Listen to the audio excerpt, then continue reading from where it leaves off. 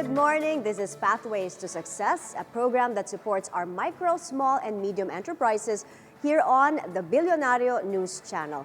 I'm Marge Rodriguez. One of the biggest F&B events this year, the World Food Expo, or WOFEX, is opening this week. It boasts of around 1,000 exhibitors, touted to be a showcase of world-class products.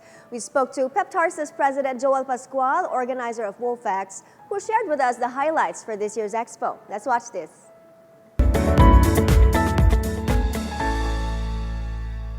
World Food Expo 2024, or WOFEX, the country's biggest and most awaited food expo, opens its doors on July 31 until August 3rd at the SMX Convention Center and the World Trade Center. In its 24th year, it keeps its focus on the A to Z's of the food and hospitality industry, with agri-MSMEs on highlight. In the studio with us today is PEPTarsus Corp President Pascual. Hello, Joel. Welcome to Pathways to Success. Hello, and thank you for having me. It's good to have you here. So let's talk about WOFEX. WOFEX being an annual event. Correct. Now across provinces in the country. What are the goals of WOFEX 2024 for agri-MSMEs, and how are agri-MSMEs involved? Okay, WOFEX is actually a global show, no? Meaning we bring everybody, the biggest players in the world, into one floor. No? The beauty of having the agri-MSMEs there is because they're able to share the same promotion, the same visitors. It equalizes the playing field. Malaki ka man company or small, no? You are enjoying the same quality of visitors that WOFEX can provide. So they are given like a litmus test of how they can do when competing with the world's best. How many are involved this year? Over 1,000 exhibitors are joining across our two venues. And the SME component is not as big, but it's something we're trying to nurture. While WOFEX is for-profit endeavor, the participation of the agri-MSMEs, kind of our CSR in the show. We help support them so that we can help uplift the quality of service and the opportunities for these smaller players in our economy. Yeah, so how does WOFEX strengthen the capacities of MSMEs to help drive economic growth, in tune with the DTI's 2023 to 2028 MSME development plan?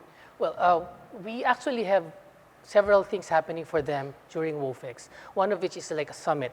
We have an agri-MSME summit where we're bringing together different players, government, private, the suppliers, the chefs, and the restaurateurs, so that they can have a dialogue on how they can all help together and identify the gaps and identify the opportunities that can be available to them. So we are doing this CSR annually, even without the show. WOFEX is actively helping the farmers, especially the farmers of Cordillera region. And we've managed to have a little bit of success in this, that even the Senate has asked us to partake in the discussion on this. So we are moving forward with this and hopefully develop more opportunities for our farmers. Interesting. It's different players all in one house. Yes, yes. And you know what we found out is that the farmers didn't know exactly how to talk to chefs and restaurateurs because they were so used to talking to the middleman.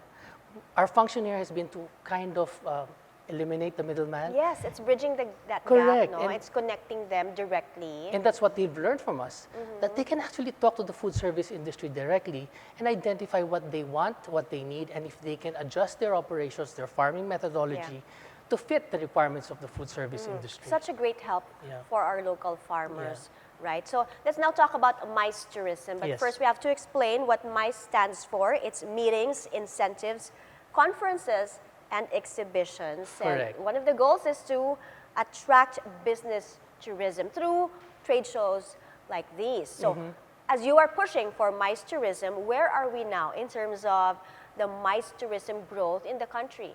For the longest time, we've been trying to find an avenue in government so that we can promote this. For a long time, we felt that the MICE industry was an orphan. But finally, the DOT has adopted us and is now part of the priority programs of government. Why are we so gung-ho on MICE tourism? Because of the multiplier effect. For people to understand, I'd like to It equate brings business in, Correct. right? I'd like to Okay. equate it to like a Taylor Swift concert. All right. Like if you have a Taylor Swift concert, imagine the number of people that fly in, that eat, that book hotels, book flights. So that's the same effect that the mice does, no? Probably in an even higher level because they talk business to business. And in that sense, the multiplier effect is something first world countries really pay attention to. And we're pushing, but the Philippines also play an important role in positioning itself as a mice destination in Asia. Yes, and how do MSMEs contribute to your push for mice tourism? I've been part of, the DOT has invited me to take part in audits in terms of tourism products. So whether it be slow food tourism, spa tourism, wellness tourism, all of this can be crafted so that it's part of the MICE setting. And when you have people coming in for business, you also have people coming in for tourism, hand in hand yan. So people, would you know that a MICE tourist spends about 6 times more than a leisure tourist? And there is that always coming back factor. A leisure tourist probably pag na-bucket list na nila yung Philippines, it's done. They probably will not return until 5-6 years. But if there is business to be had in the country, they will come back again and again and again. Will he keep coming back? And if there are more exhibitors, more businesses will show. Correct. And that will attract more tourists, business tourists also. It's really, MICE is really a catalyst for economic activity for any country, any province. That's why we take it to the provinces as well in the Philippines. Anywhere that there is MICE, economic activity is jump-started. Tell us the potential for growth of MICE tourism. How much revenue will it bring in, or can it bring in? It's from the last study that I saw, the government pegged it at about 27 million pesos in terms of revenue. That's substantial. That's how much MICE can bring in. And the mere fact now that it's become a priority project of government gives me hope that indeed in the future, with all of these convention centers being built now, or is being planned to be built now in different parts of the country, we can be a player in the MICE industry. We can finally compete with the likes of Singapore, Thailand, or even China in terms of convention centers. That's my dream as a MICE player. And WOFEX is getting big each year, Yeah. right? So can you name a few exhibitors? Global siya, no? But I'd like to focus on some of the. A nice part about our business is there's some CSR factor to it. There's we are helping some exhibitors really become bigger. We have a client that used to just have one product, and they were afraid they couldn't compete with the Manila boys. So they decided to join in our expositions to compete, to avail of the opportunities opened by WOFEX. Would you believe that they have now become one of the biggest players in the food service industry simply because of the opportunities opened up by a MICE event like WOFEX? We have another one that does chocolates. No? You can't mention the names? I can. Achievers is one of our exhibitors also. The first one was Global Pacific. Hopefully you can invite them because the story that they can tell you about the growth that the MICE, that an event like WOFEX did is tremendous. Yeah, from one product to now. To now, so many brands. One of the biggest suppliers. Another one maybe is Malagos Farm in Davao. They do cheeses. And by their exposure to WOFEX, Pal saw them. Now they are in every business class and first class menu in Philippine Airlines because of the opportunity that WOFEX opened for them. So I have many, many examples of how a trade show does help the small player become big. Definitely. Please invite our viewers to WOFEX. Yes. Okay. I'd like to invite everybody to come over July 31 to August 3 at 2 venues, World Trade Center and SMX. Don't worry, you can park anywhere. We have free shuttles between the 2 venues. And 250 is the entrance. Bawal po ang 16 and below. So I am confident that anything and everything you want to find in food, you can find in WOFEX, the ultimate food show experience. Thank you so much, Joel, for joining us here on Pathways to Success. Thank you. And stay tuned with us here on Bilyonaryo News Channel, always on top.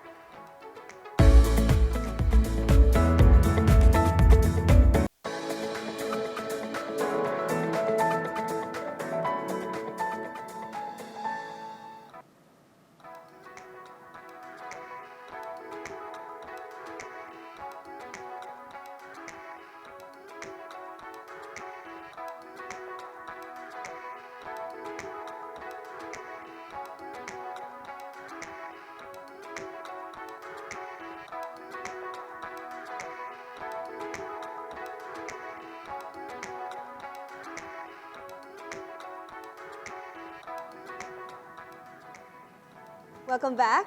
The 2024 World Food Expo, or WOFEX, will open to the public starting tomorrow. Now let's get to know one of the exhibitors, a company named Blue Coffee. And joining us is Oyan Villanueva, the Chief Executive Officer of Blue Coffee Distributors. Good morning. Oyan, welcome to the show. Thank you very much, Mai. Well, I'm so glad to be here. A pleasure having you here. Now, tell us about Blue Coffee. You supply the Philippine food and beverage industry with high-quality coffee equipment and ingredients from top global brands. Now, tell us about your company. Please introduce the brand to our viewers. Okay. We're Blue Coffee Distributors, and we've been in the industry for 11 years. So what do we provide? We provide coffee solutions to cafes, bars, and hotels or restaurants. So what do we have in our lineup? We have Da Vinci gourmet syrup and sauces as flavorings. We have Esse Cafe from Bologna, Italy. And we have La Cimbali espresso machines from Milan as well. And we also have other incoming products from abroad as well, and local coffee beans. Aside from coffee equipment, ingredients, you also provide barista training? Oh yes, we do provide barista training as part of the total coffee solutions for the cafe owners, restaurants, and hotels. Okay, so the coffee shop industry in the Philippines is expected to grow 7.1% annually from 2021 to 2025. That's according to the Philippine Coffee Industry Roadmap. Can you describe to us this growth? How fast is it, or is it slow? Well, in our company, we believe it is more than 7%, because a lot of budding entrepreneurs out there wants to have their businesses set up. And what is the best and easy business to go into? It's the coffee business, Yes, the cafe business. I was going to ask you about that, because it seems we're seeing new cafes, new brands popping up everywhere. So given the competition, are there still many entrepreneurs who want to open their own cafes? Yes, a lot of entrepreneurs are opening up cafes. And where do they open the cafes? They open it right beside the road. They simply open their gates in their parking space in their houses, and they turn it into cafes. It's phenomenal. Everybody wants to get into coffee these days. What are the steps to start a coffee shop, and how can you help them in this competitive market? Well, first you have to have the concept. And secondly, you have to determine who you want to sell the coffee to. And that's where we come in. We help the budding entrepreneurs identify who their customers are. And then secondly, what we provide to them is the competitive advantage of what solutions they can provide to solutions that they can sell, or products that they can sell to their customers. Well, you have been in the industry for over a decade. Tell us about your business journey. Well, it's been rough. It's been rough over the last 11 years. Right now, there's so many competitions that are sprouting everywhere, and there are a lot of companies that are also importing the same products that we have. So we have to keep that competitive advantage by number one, looking at our customers, our business-to-business customers, and identifying what do they really need, so that we can provide those solutions to our customers. Yeah. At the end What of the are day. the major challenges that you've encountered? One of the major challenges is that our products are we consider it top notch, and everybody would like to emulate what we have done in the industry, and so that makes us be challenged some more, and then provide a higher level of offerings, such as total product solutions to our customers, such as our coffee machines. Yeah. One of the challenges of a cafe or hotel owners in the businesses are they have high turnover of baristas, because they go to the other countries afterwards. So what do? We have technology. We have coffee machines that Tell us are about this machine technology-driven. that we're showing, La Yes. Chimbali. Yes, this is the La Chimbali M200 machine. What it does is it's not just a coffee machine. What this coffee machine does is that it connects to the grinder. So what does that grinder tell the machine?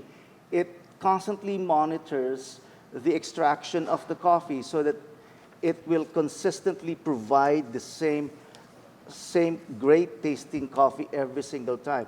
It constantly adjusts it according to the environment. And then secondly, the second thing that that machine does is it connects to the internet.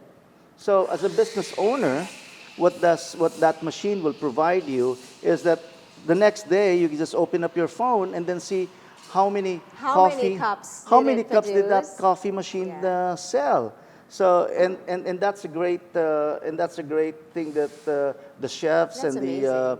the coffee owners wants, because at the end of the day it's inventory, and so that you can project your products that you want to sell, and at the end of the day you can also control your sales It's by really doing important to keep up with the technology that's out there, right? And helping your business. Now, give us some advice into building a strong team. And you started with how many employees and grew into what you are now? Well, way back in 2013, I only started with 3 people. And my training at the end of the day, it's all about people. So I took care of my people. And we honed their competencies as well. So we always go abroad. We always go to Italy. We always go to France, looking for other products to bring into the Philippines as well. So that provided us with what products to bring in the Philippines. And at the end of the day as well, that also told us the trends in the industry. Now, tell us, how do you help coffee shops leverage these technologies to improve customer convenience and engagement? Okay, good question. Because now, when you go to a cafe, it's not just about selling coffee. It's about engaging the customers. Yeah. So if you take a look at their new machines, it is now narrower. It is narrower so that the barista can see the customer, can talk to the customer. Because the trend now into the specialty coffee is all about that customer customization. Personalized touch. Yes. Yeah. And So- also about connection between barista and the customer. So that's why it is Yeah. important now for the business owner to provide those customizations. So it's a good thing that the Philippines have good coffee. So now a lot of the coffee producing cities and towns in the Philippines produce very good coffee that the customers can discern the Distinct flavors flavor to. of Distinct the flavors. Philippines, yes. Correct. All right. And then the machine can help you do that as well, because the machine can customize that flavor, so that that machine can also make your coffee taste like orange Thank or you. chocolate. Yes. Thank you for joining us today, Oyan Villanueva of Blue Coffee Distributors. Valuable insights from you. And those who are aspiring to own a coffee shop will surely appreciate knowing that a company can help them get started and support them in their journey.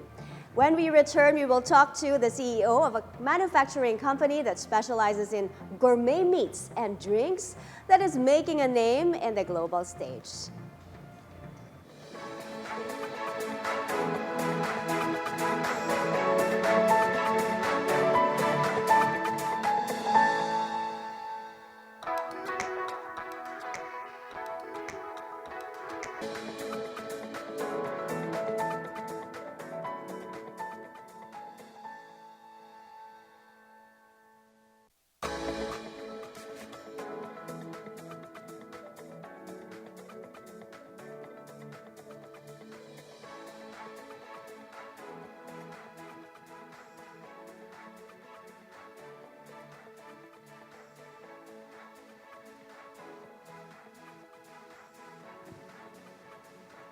Welcome back to Pathways to Success. Our next guest is also an exhibitor at the World Food Expo happening this week. We have Marge Dela, Chief Executive Officer of Aguila Manufacturing Incorporated. Hi Marge, welcome to the show. Hi Ms. Mai, thank you for having me. A pleasure having you here. Now tell us about Aguila. You started as a sardine, canning, and backyard meat processing business back in 1975, Yes. right? So from there, you've evolved into producing premium natural fruit and tea concentrates and also European-style deli meats. Now, this is quite an expansion. Tell us about your growth. How have you evolved? It was started, our founder, Mr. Carlos Aguila, took up food technology and MBA, and he started getting into making different kinds of food products, from nata de coco, banana chips, ketchup, and bagoong and sardines. But none of them were really successful. And it was a struggle for him for 7 years until somebody offered him to toll manufacture orange juice under a US brand, and that was his break. And while doing that, he was also operating a small meat processing factory behind his mom's house, supplying the wet market. But when it burned down, he didn't stop, so he decided to create European-style products and name it Aguila Gourmet Meats. So now we have the Golden A for the juice concentrates and the Aguila Gourmet Meats for our European-style products. And almost close to 50 years, here we are supplying hotels, restaurants, the retail partners. That's quite a story, and now you're exporting already for 2 Yes. years now. How has the expansion into both, meat divisions and beverage, how has it impacted your business operations and resource allocation? Yes, expanding into the beverage and meat products and increasing our capacity and capabilities definitely allowed us to grow in terms of revenue and client base. And that growth needed support, so we had to balance the resources between the two divisions, making sure that we gave it equal attention and the needs. The diversification also allowed us to be more dynamic in our business, to adapt to the changing market and customer demands, and it definitely has made us more agile in terms of dealing with crisis, especially having to put up a plant just in time when lockdown happened. So that really taught us how to manage operations, cash flow, and allocate resources based on needs and priorities. How long have you been showing in WOFEX? Because we've been seeing your This is our products in the local grocery already, Yes. supermarkets, right? Yes, so it's our second year to Second join WOFEX. Last year was very successful, and yes, thank you. So you have high price points for your premium products because you do offer gourmet deli meats, right? Yes. But how do you retain your customer base even if you're priced a little bit higher than others, both for your fruit and tea concentrates and the meat products? Yes.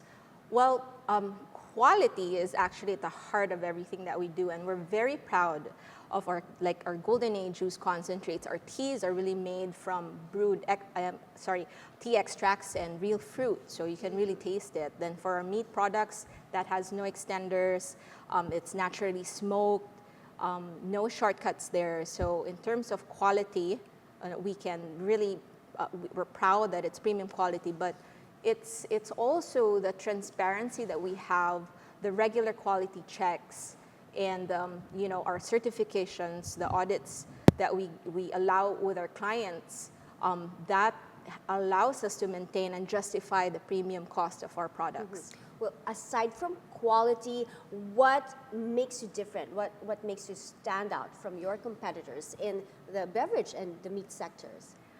Aguila has a very strong culture of family, so that's something different.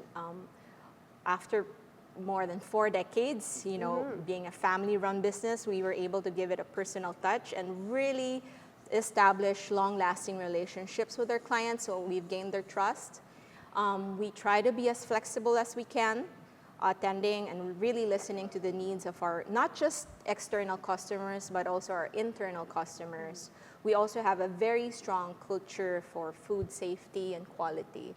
And yes, I think what sets us apart, aside from our commitment to quality and food safety, it's a value, it's our love for family, value for tradition, and actually our faith that's, you know, driven every milestone in our journey. You mentioned over 40 years in the industry. So how has this shaped your business strategies and innovations, and what lessons have you learned that continue to drive your success?